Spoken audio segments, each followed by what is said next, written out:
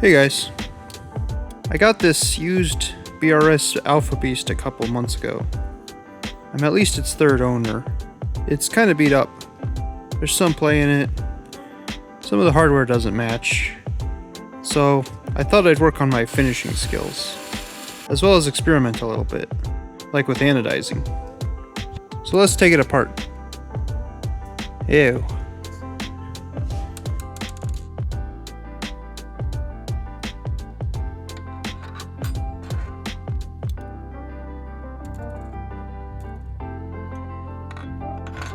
One of the screws got stuck, so I had to drill it off.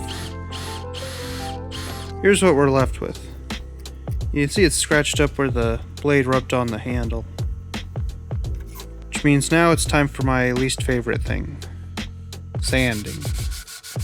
I want to get rid of all the dings and scratches, and I thought I'd like to see if I can achieve a mirror polish on the handles.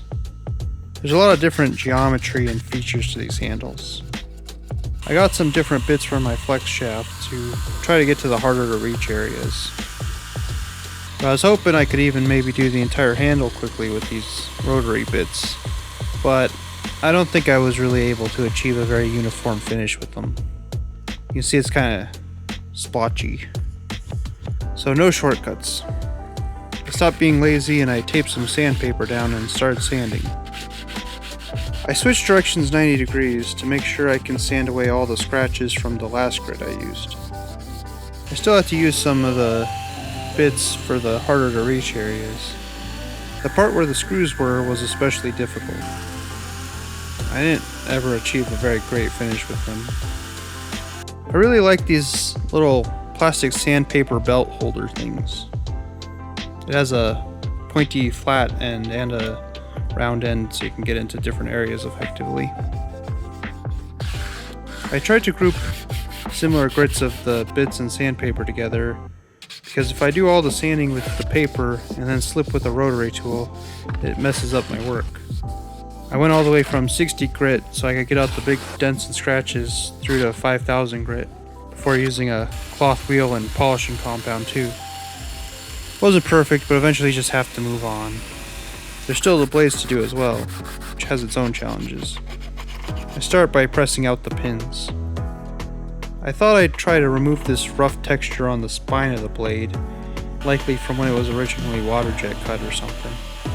The blade is hardened steel, of course, so wasn't sure how it'd go, and yeah, it's very difficult to sand and work on. I even tried this diamond wheel I had.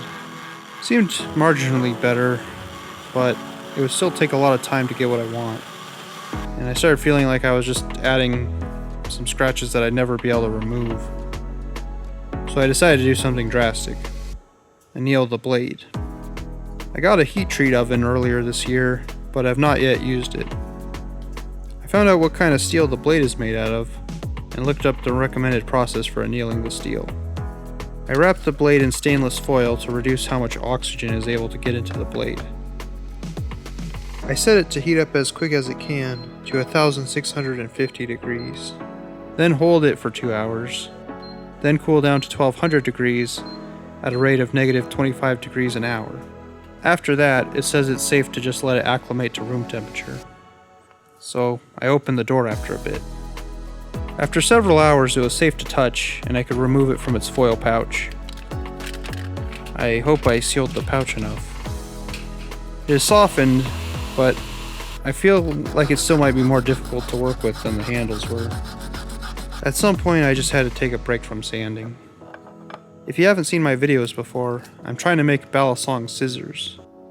I recently reorganized things because I was hoping with that project I'd be doing some heat treating and anodizing soon.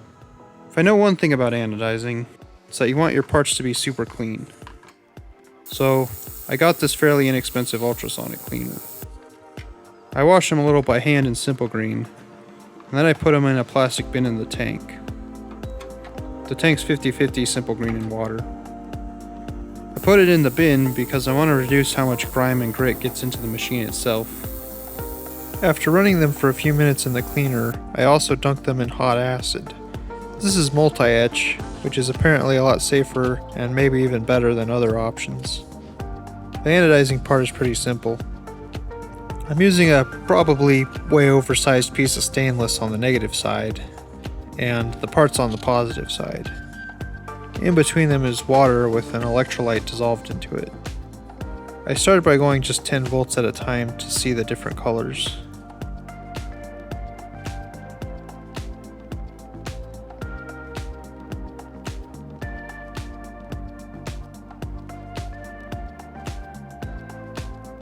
I pulled this one out slowly with the voltage high to create a gradient effect.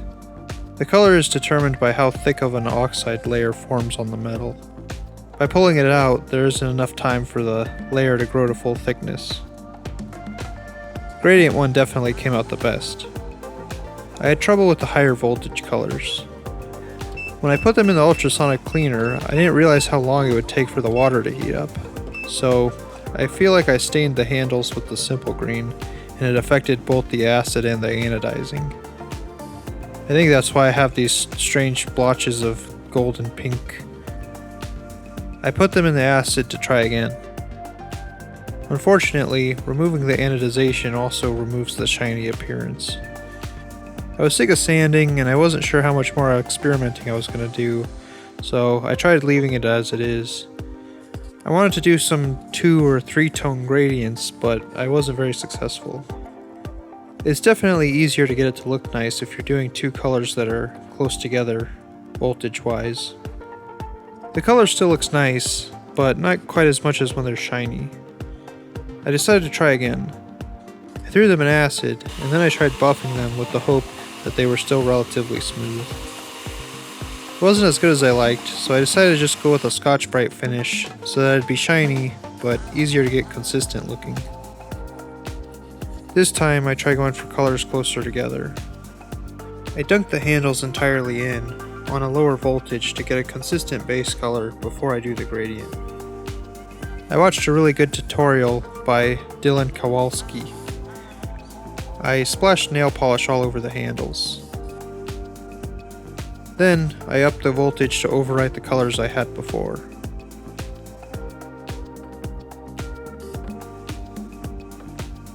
I can then wipe away the mask I've created with a non-acetone based nail polish remover.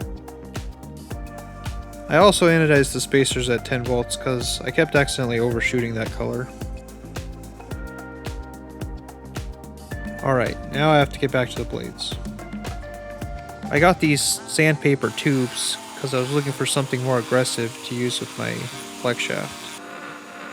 I used it to work more on the spine and get rid of some more of the deeper fire scale that had been created when I annealed it. But of course, this ends up making other imperfections I have to fix. I'm still having a hard time hand sanding it.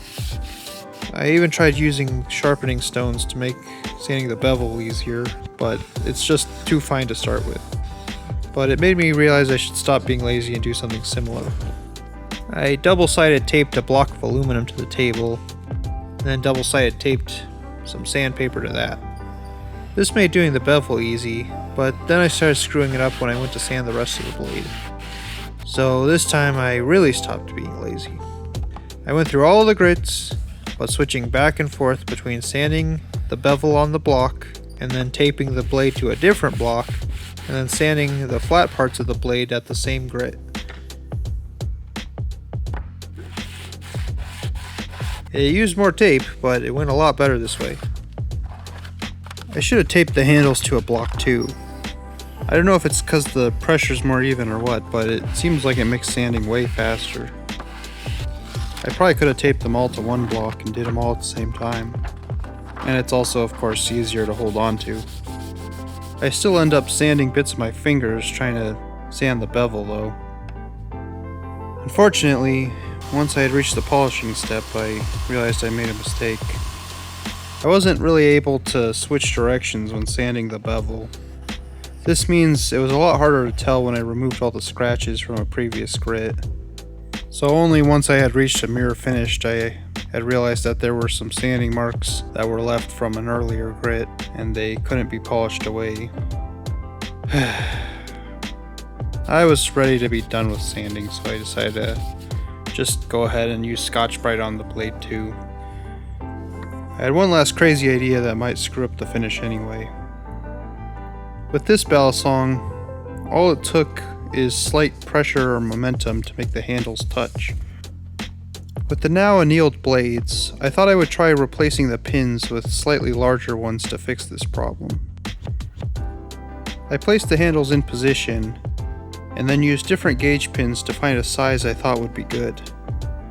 I decided to use a .136 drill on the .125 holes. I'm sure this looks sketchy, but I'm pretty sure this tape is meant for mounting things to walls.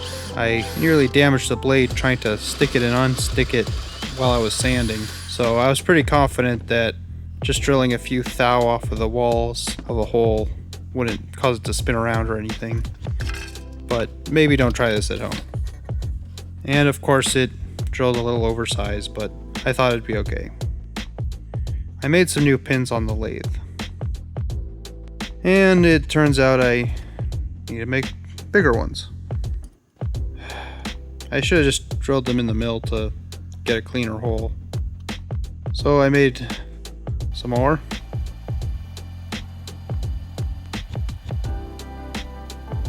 Which, after putting them in, I felt like the spacing was more than I wanted. I was tired of bending over and I wasn't happy with the finish I was getting on the lathe, so decided to just switch to the method I used in my last video. I made some pins with a bit of a step so they'd press in and have a diameter closer to what I'm aiming for, where the handles touch the pins. Alright, I want to be done and get back to scissors. Let's put it together. I washed everything off again. This time, I tried Mylar bags and dish soap. I wanted to use plastic bags before, but I heard that regular bags can get holes in them when in the ultrasonic cleaner. This seemed to be fine, and it probably works better than the thick plastic bin. Alright, time to put it all together. I decided not to heat treat the blade, because I'd like to get more practice heat treating before I do. I don't want to risk chipping this blade. And I already had to hand ream the holes a little because when I annealed it, the size of the hole changed slightly.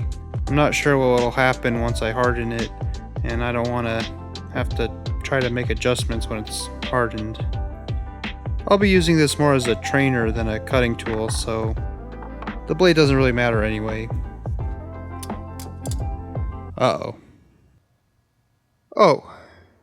Obviously, the blade is thinner now.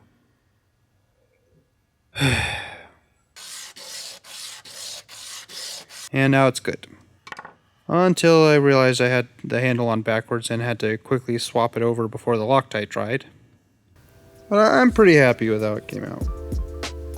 Sometimes it can be hard to tell if you're frustrated and giving up, or if you're trying not to be a perfectionist so that you don't end up with more incomplete projects. I'm sure lots of people will prefer the original look of the Balisong, or they could have done a better job than I did. But the point of this project was just to take a little break from the usual stuff I've been doing to try new things, and to get better at basic things. I think I've done that. Subscribe if you want to see me continue to try different things and make baliscissors. See ya.